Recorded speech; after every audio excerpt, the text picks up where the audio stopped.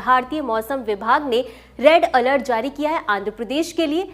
तो आगे हम समझेंगे कि ये पूरी खबर क्या है, लेकिन उससे पहले आपको बता दें कि आज का जो हमारा पूरा डिस्कशन का टॉपिक है वो आपके जीएस पेपर 3 आपदा प्रबंधन से संबंधित है, साथ ही साथ जीएस पेपर 1 भूगोल से भी संबंधित है। तो अब खबर क्या है पूरी ये समझ लेते हैं। तो हाल ही में आईएमडी ने आगामी चक्रवात जिसका कि नाम मोंथा रखा गया है उसके लिए आंध्र प्रदेश और उसके आसपास के जो पड़ोसी क्षेत्र हैं वहां पर चेतावनी जारी की है। आपको बता दें कि बंगाल की खाड़ी में निम्न दबाव क्षेत्र से उत्पन्न होने वाला ये चक्रवाती तूफान है और इसी के साथ हमने डिस्कस करा कि आईएमडी के द्वारा आंध्र प्रदेश के लिए रेड अलर्ट जारी किया गया है। अब इस बात करें इस चक्रवात के नामकरण की, तो इस चक्रवात का नाम हमने देखा कि इस चक्रवात का नाम है मोंथा। अब इसका मतलब क्या होता है, तो इसका मतलब होता है सुगंधित फूल। और आपको बता दें कि ये जो चक्रवात मोंथा है इसका नाम थाईलैंड के द्वारा दिया गया है। आपको इसी के साथ आपको ये भी बता दें कि ये इस वर्ष का ऐसा दूसरा तूफान है। इसके पहले अरब सागर में गुजरात तट पर शक्ति तूफान आया था और उसके बाद ये ऐसा दूसरा तूफान होगा, दूसरा चक्रवात होगा। अब आगे बढ़ते हैं और इससे संबंधित कुछ और महत्वपूर्ण बिंदुओं को भी हम समझ लेते हैं। तो अब समझेंगे चक्रवात का विकास और उसकी गति के बारे में। तो दक्षिण पश्चिम बंगाल की खाड़ी में निम्न दबाव प्रणाली से निम्न दबाव क्षेत्र बना, जिसके कारण दक्षिण पश्चिम वाला जो एरिया है और उससे सटे जो भी क्षेत्र हैं यानी कि बंगाल की खाड़ी के ऊपर चक्रवाती तूफान जो बनेगा उसकी तीव्र होने की संभावना है।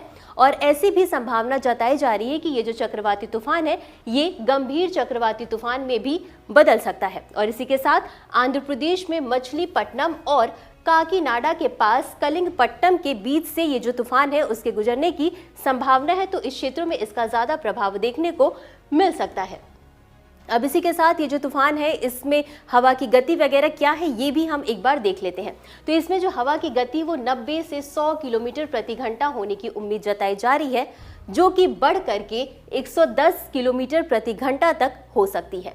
वहीं तूफान के दौरान मौसम अत्यधिक खराब हो सकता है। इसके साथ ही पश्चिम मध्य बंगाल की खाड़ी में 70 से 80 किलोमीटर प्रति घंटा से 90 किलोमीटर प्रति घंटा तक की गति वाली हवाएं चलने की संभावना है। साथ ही साथ रायल सीमा वाला जो क्षेत्र है इसमें अत्यधिक भारी बारिश की संभावना बताई जा रही कि जो कि लगभग 24 घंटे में 210 मिलीमीटर से अधिक हो सकती है। अब इसी के साथ आगे बढ़ते हैं और ये देख लेते हैं कि जो क्षेत्रों के लिए क्या सलाह दिए गए हैं राज्य सरकार ने। तो जो निचले क्षेत्र है उसमें रहने वाले जो लोग हैं उनको सतर्क रहने के लिए कहा गया है। और साथ ही अगर कोई लंबी दूरी के यात्री हैं तो इस समय वो लंबी दूरी पर यात्रा पर न जाए, उन्हें ये सलाह दी गई है। और इसी के साथ साथ जो सबसे इम्पोर्टेंट है, मछुआरों को बंगाल की खाड़ी के लिए दक्षिण पूर्व हिस्से में न जाने की सलाह भी दी गई है। और साथ ही साथ ये भी कहा गया है कि अगर स्थिति ज़्यादा गंभीर हुई तो स्कूल और कॉलेज में अवकाश भी हो सकता है। अब आगे बढ़ते हैं और देख लेते हैं कि ऐसे में इनके प्रबंधन के लिए सरकार ने क्या कार्य या क्या कदम उठाए हैं।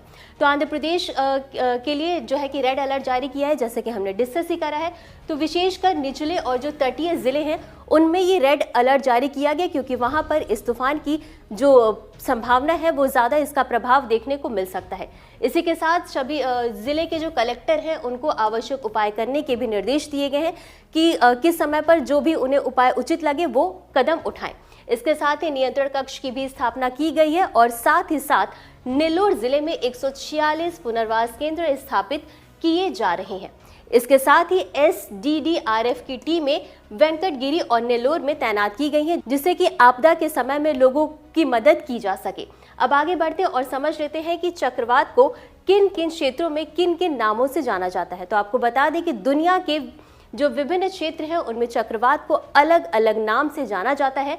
तो बात करें चीन सागर और प्रशांत महासागर की, तो यहाँ पर चक्रवात को टाइफून के नाम से जाना जाता है।